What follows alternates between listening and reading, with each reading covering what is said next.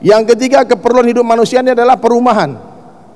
Seluas apapun rumah kita, kalau kita tidur terlentang, yang kita perlukan seluas punggung saja.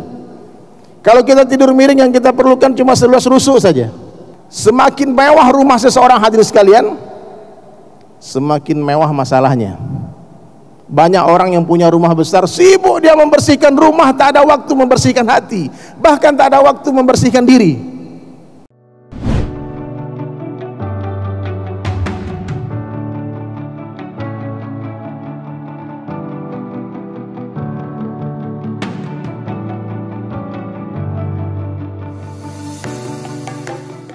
Assalamualaikum warahmatullahi wabarakatuh.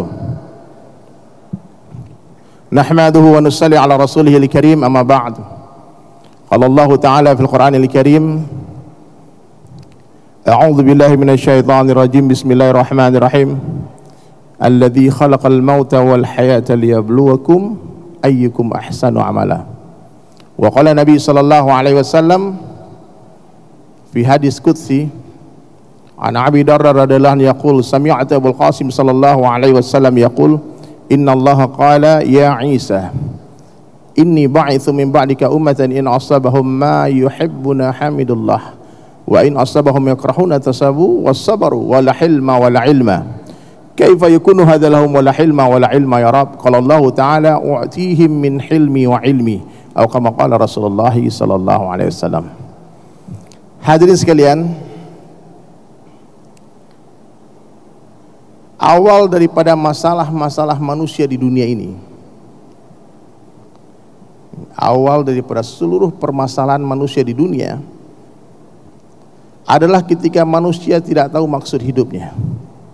Dia nggak tahu mau kemana, mau ngapain,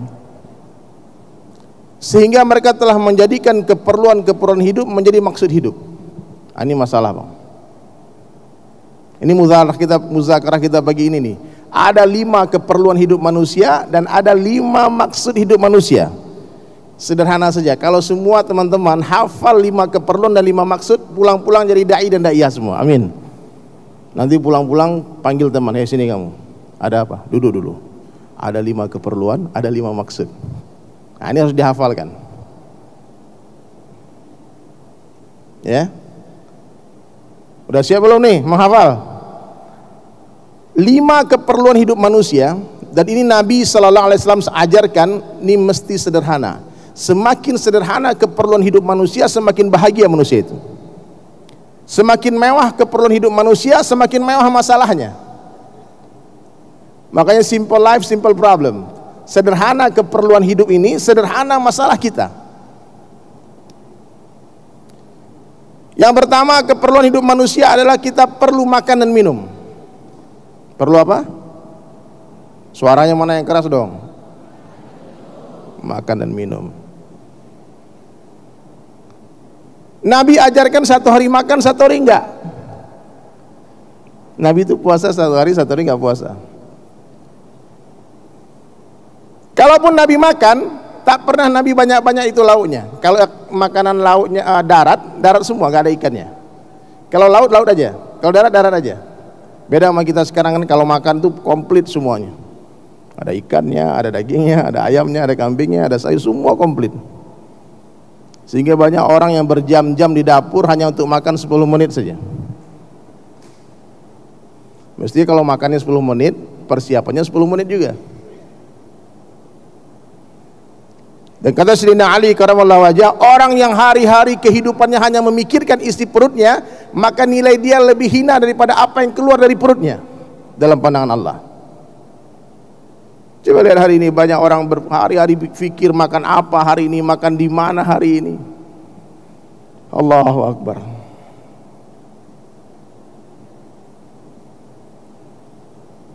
Itu masih ada yang punya amalan selain. Boleh digabungkan, bang, yang duduk-duduk di sana, bang, yang bukan panitia merapat ke sini, bang. Ini kalau majelis ilmu ini, ulama sampaikan seperti orang menuang kopi, menuang minuman. Kalau 1 gelasnya tertungkup, nanti bikin kotor, mendingan jangan dituang. Bismillah, yang telah selesai amalan infiradinya bergabung ke sini, pak. Ya, boleh panitia, pak, disuruh rapat-rapat, bang.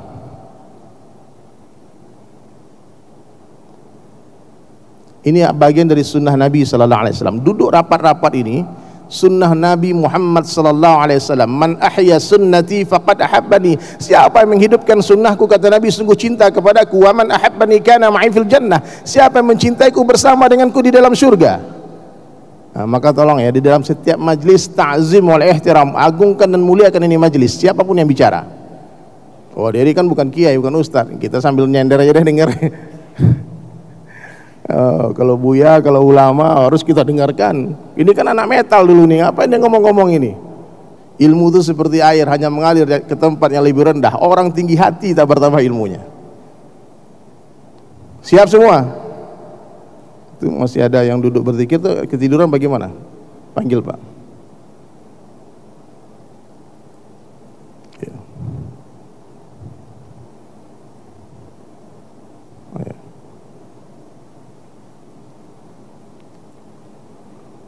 Alhamdulillah. Apa yang pertama tadi? Makan dan minum.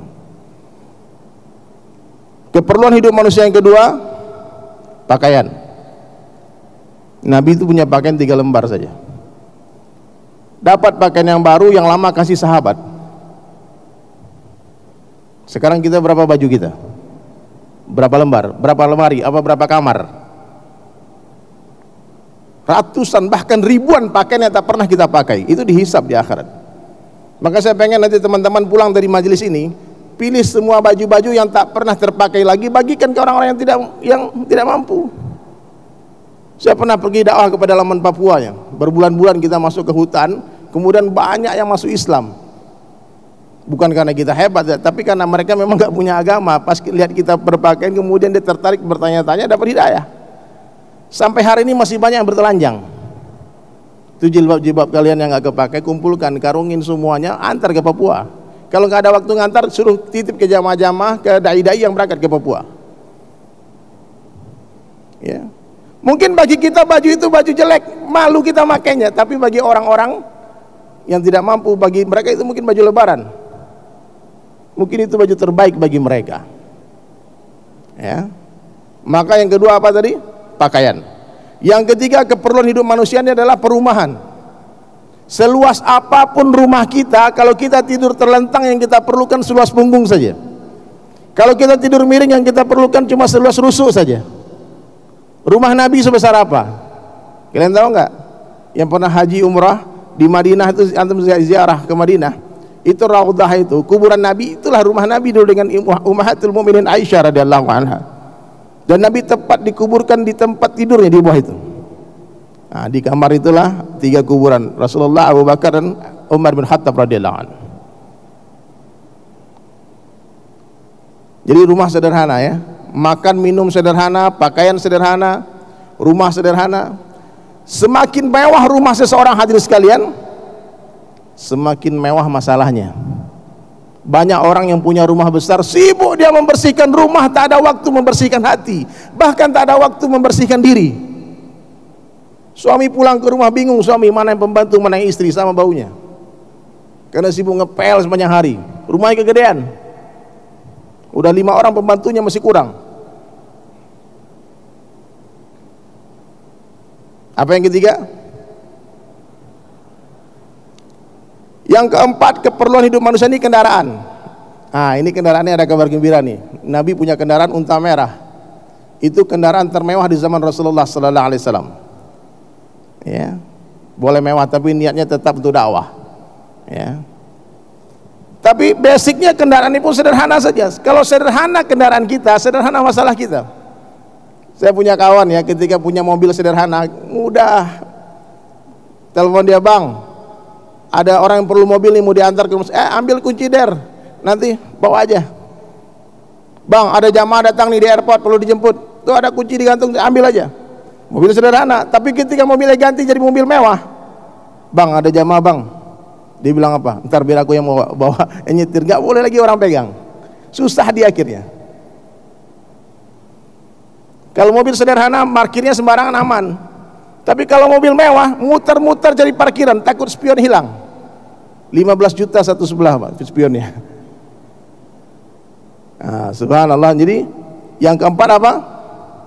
kendaraan. Dan yang kelima, pernikahan yang sederhana. Pernikahan ini keperluan Pak, bukan maksud hidup. Ini teman-teman ya, kalau kalian sudah temu jodoh, sudah I miss you, I love you dan sebagainya, cepat nikah. Menikah dalam Islam itu lebih mudah dari zina. Orang yang mempersulit pernikahan berarti telah mempermudah perzinaan. Orang yang memahal-mahalkan pernikahan berarti telah memurah-murahkan perzinaan. Ya, coba sekarang kita tes dulu nih sebelum kita jabarkan. 5 keperluan hidup manusia. 1, 2, 3, 4, 5.